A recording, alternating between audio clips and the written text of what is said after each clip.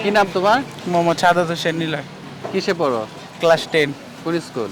Asha model school and college. তোমার নাম? মোহাম্মদ লিসান, কোন ক্লাসে পড়ো? ক্লাস 10।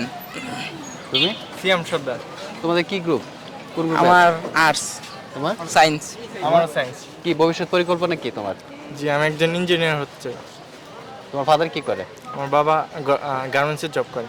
আচ্ছা, তোমার ভবিষ্যৎ পরিকল্পনা কি? আমি সমাজকর্মী হতে চাই, রাজনীতিবিদ এবং গরিব মানুষের সাহায্য করতে চাই এবং এই দেশকে সুসংগঠিত করতে চাই, সুন্দরভাবে গড়ে তুলতে চাই, এই সমাজকে নেতৃত্ব দিতে চাই।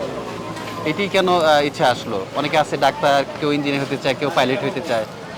আসলে সবাই তো এক জিনিস যদি সবাই হয় তাহলে তো এটা সমাজ চলবে না। বিভিন্ন জনের বিভিন্ন মত থাকে। আমার ছোটবেলা থেকে ইচ্ছে আমি এই সমাজে এবং এই দেশে দরিদ্র এবং যারা মানে সমস্যাগ্রস্ত লোক আছে তাদেরকে আমি মানে সম্বল ভালোভাবে তাদেরকে যাতে বাঁচতে পারে তারা ভালোভাবে, তাদের জন্য কিছু করার চেষ্টা করব।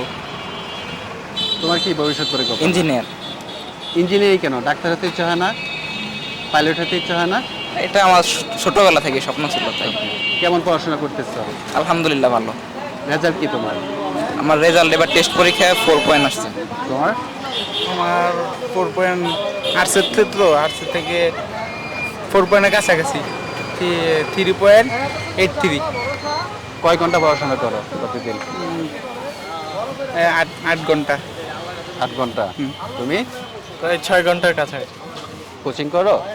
জি, প্রাইভেট পড়ি কিছু। তুমি? প্রাইভেট আছে, সব কিছু মিলে 8 ঘন্টা আর কি। এখন তোমার পরিবার, তোমার স্কুল কেমন সাপোর্ট দিচ্ছে তোমাদের জি, পড়াশোনা? আলহামদুলিল্লাহ খুব ভালো। সকলে আমার পরিবার সহ আমাদের স্যাররা, স্কুলের স্যার ম্যাডাম সকলে আমাদের সবসময় উৎসাহিত করে যাতে আমরা বড় হয়ে ভালো ভালো একটা রেজাল্ট করতে পারি এবং জীবনে যাতে মানুষের মতো মানুষ হতে পারি। তারা সবসময় আমাদেরকে ইন্সপায়ার করে এবং জীবনে যাতে আমরা বড় হতে পারি তার জন্য তারা আমাদের সবসময় মনোবল দিয়ে এবং সুন্দরভাবে শিক্ষা দিয়ে থাকে। তুমি বলো।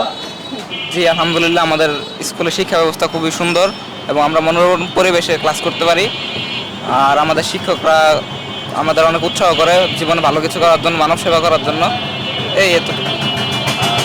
এখন তো ইন্টারনেটের যুগ, জি, সবাই ইন্টারনেট মোবাইল ব্যবহার করে। জি। তোমরা কোন সময় মোবাইল ব্যবহার করো? কয় ঘন্টা ইউজ করো মোবাইল?